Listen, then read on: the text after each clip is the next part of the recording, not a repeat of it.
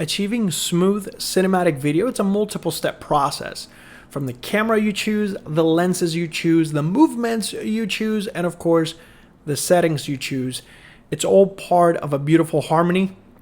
And today, we're manipulating that harmony with the Sandmarc Motion Variable Filter. Let's go.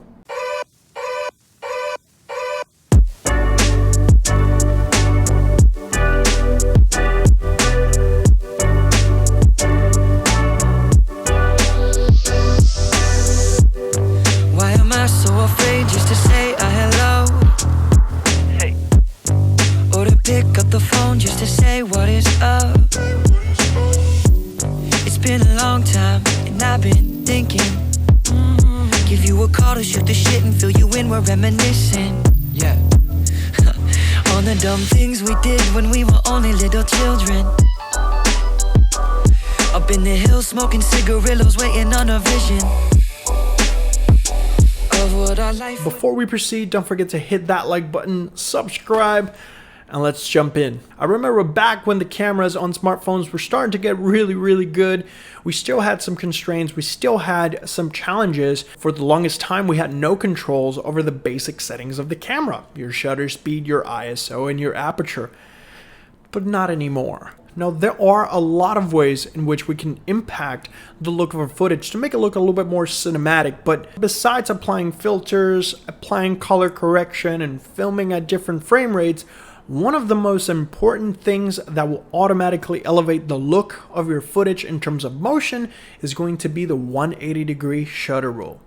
The 180-degree shutter rule is used to mimic the way the human eye experiences motion in real life. And this rule states that your shutter speed should be set at double your frame rate. So for example, this video is being filmed at 24 frames per second, but my shutter speed is set at 1/50th of a second. I'm gonna take a quick photo so you can kind of see that the shutter speed is 1/50th of a second. Right now it's sitting at 320 ISO, 2.8 aperture, but that's not important right now. And of course, if you're shooting at 30 frames per second, your shutter speed should be 1/60th of a second. If you're shooting at 60 frames per second, your shutter speed should be 1/20th of a second, right? The whole idea is to keep that shutter speed doubled up. You're gonna notice that if you download Filmic Pro and try to tweak your shutter speed to 1/50th of a second, or in Filmic's case, 1/48th of a second, everything is gonna be blown up. And that's when this little guy comes in. The Sandmarc Motion Variable Filter will set you back $99, and think of this filter as sunglasses for your smartphone. I don't know if you could see it here, but it starts at ND8 and it goes all the way to ND64 right there. And you could rotate this whole dial in order to adjust and increase the neutral density on the filter. So that's less. You can kind of see my nose there, and it gets a little bit darker.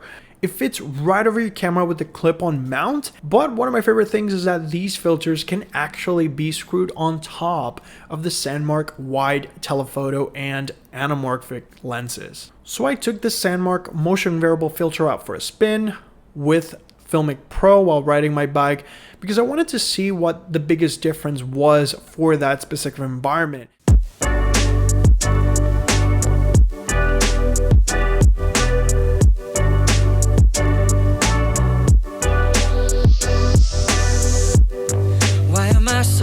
Just to say a hello, hey, or to pick up the phone just to say what is up. It's been a long time and I've been thinking, give you a call to shoot the shit and fill you in, we're reminiscing. Yeah. On the dumb things we did when we were only little children. Up in the hills smoking cigarillos, waiting on a vision of what our life would be like if we were dreaming and together we were wishing. Cause now I'm living in the city and you're back home, and all I'm doing is I'm singing. Yes, I'm singing. Oh, I don't feel how I used to anymore. I don't hear from you like I used to anymore. Let's run it back and kick it like we used to.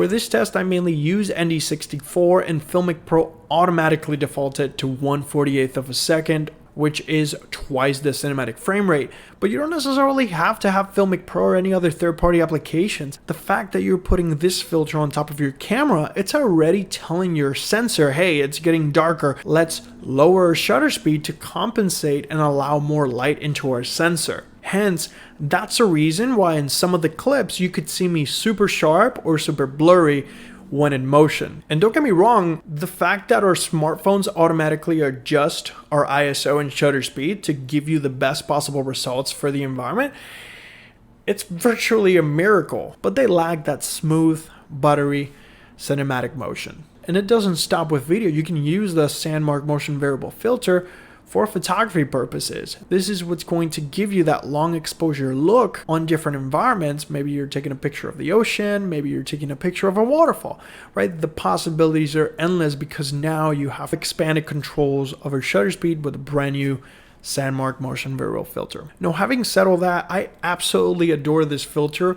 The only challenge that I see is that with different smartphones and different camera shapes, I can see some cases where the filter doesn't quite sit flush on the camera. With the iPhone 11, 11 Pro, the Pixel 4 XL, and the Pixel 4a, I had absolutely no problem, but definitely keep an open mind. If you have a camera system that's like a long system, you might not have an even terrain, so to speak, for the filter to sit on. At times when I was running and gunning with the filter, I just clipped it on and it wasn't really sitting there, and there wasn't an issue with the picture quality. It was more that at times I could see a little vignetting on the left and right because I didn't properly align it.